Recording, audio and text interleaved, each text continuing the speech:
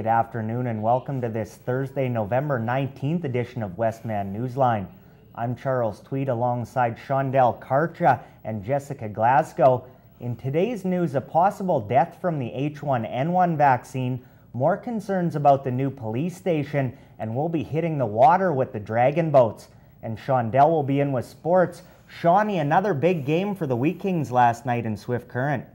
Yeah, you got it, Charles. The Wheaties look to continue their trend of win one, lose one last night against the Broncos. I'll have that story more later on in sports. Thanks, Shawnee. And Jessica will be in with weather. Jess, you've been on quite a roll all week. Mild, sunny weather. I find it hard to believe you can keep it up. Yeah, you're right for a change, Charles. And we've had some pretty fantastic weather this week. I'm happy to say it should last through till Sunday. Odd the weather would change next week when you'll be the weatherman. But all kidding aside, let's take a look at our current conditions. Right now in the Wheat City, it's partly cloudy and 4 degrees with the winds out of the west at 13 kilometers an hour. I'll have full weather details later on in the show. Well, the sign may say all are welcome, but there's still a priority list the Brandon RHLA would like to see get in first. The RHA is asking the general public to respect the pre-scheduled clinics for children and other high-priority demographics before coming for a shot of your own. Westman Newsline told you yesterday about Manitoba Health Authorities expanding flu vaccine availability to everyone.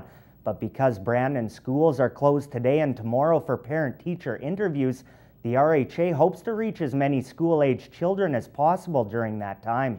Members of the general public won't be turned away if they wait in line at one of the clinics today or on Friday. However, people in the high priority groups that are in the same line may receive their vaccine before others.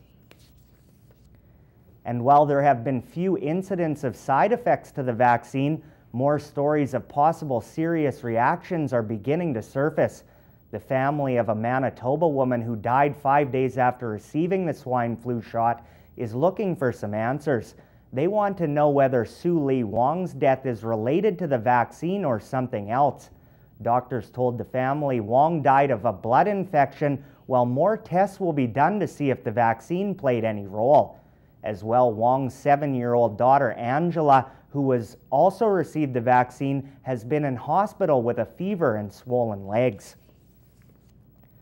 And final autopsy results show that 3 college softball players who drowned when their vehicle went into a pond in North Dakota had not been drinking or using drugs. Toxicology tests came back negative for 21-year-old Ashley Neufeld of Brandon, 22-year-old Kristen Gamar of San Diego, and 20-year-old Afton Williamson of Lake Elsinore, California.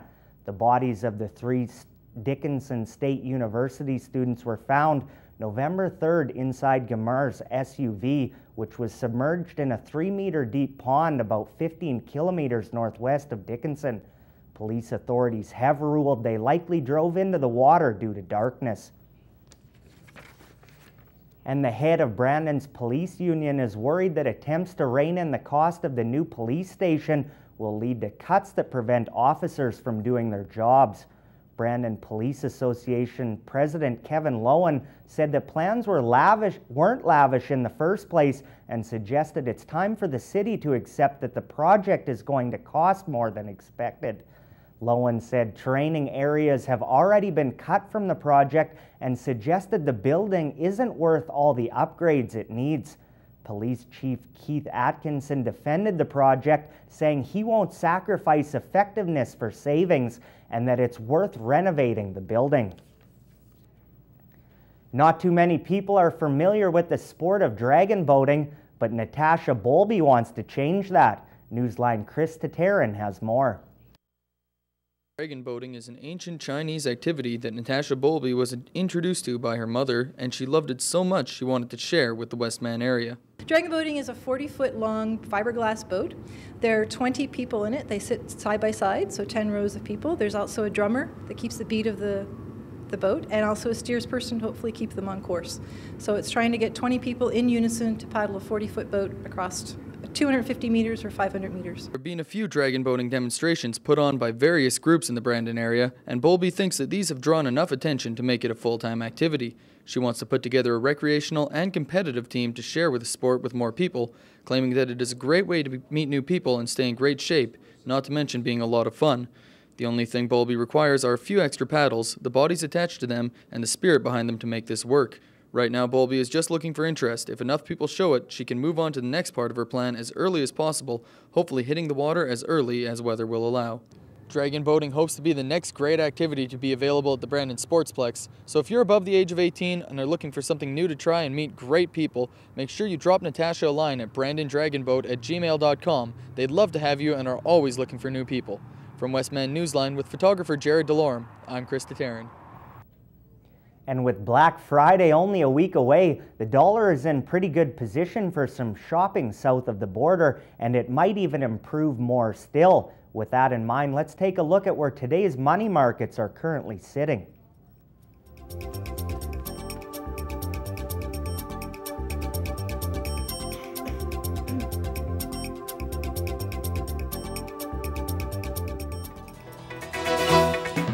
For all your local news, weather, and sports coverage, watch Westman Newsline.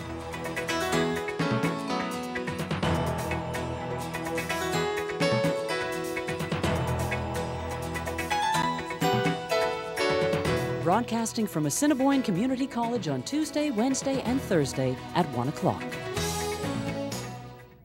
Well, 'tis the season for Christmas cheer at Shoppers Mall Brandon. That's right, the weather outside may not yet be frightful, but a familiar face has returned to the Wheat City. Santa Claus is back in Brandon to spread joy to both the young and the young at heart at the mall. Local residents headed to the mall to get their picture taken with jolly old St. Nick and left with big smiles. Santa's arrival also indicates how quickly the Christmas season is approaching and that the year's biggest shopping season has begun. Santa was upbeat about the season, his helpers, and the status of Christmas in general. Yeah. Not even any union contract problems or anything this year. Nothing, eh? No. No. They're happy. They're working hard to get ready. Yeah, we'll be all set. And you can catch Santa every Wednesday through Sunday from 1 to 4:30 until December 23rd. Well, quit waffling. And unintentionally, that's what Kellogg's company is doing. The company has said there'll be an American shortage of its popular Eggo frozen waffles until next summer due to interruptions in production at 2 of their 4 plants. The Atlanta plant was shut down for an undisclosed period due to a storm dumping record amounts of rain in the area. Meanwhile, their largest bakery in Rossville, Tennessee, is closed for repairs. And just to be clear, there's nothing to be surreptitious about who will get the existing stock of Eggos. Those hot commodities will be distributed across the U.S. based on which stores have historically sold the most. Kellogg's is still waffling on whether the Eggo shortage will affect Canada. And I'll end with that not-so bit of sweet news, but don't worry, Jess will butter you up next with Newsline Weather.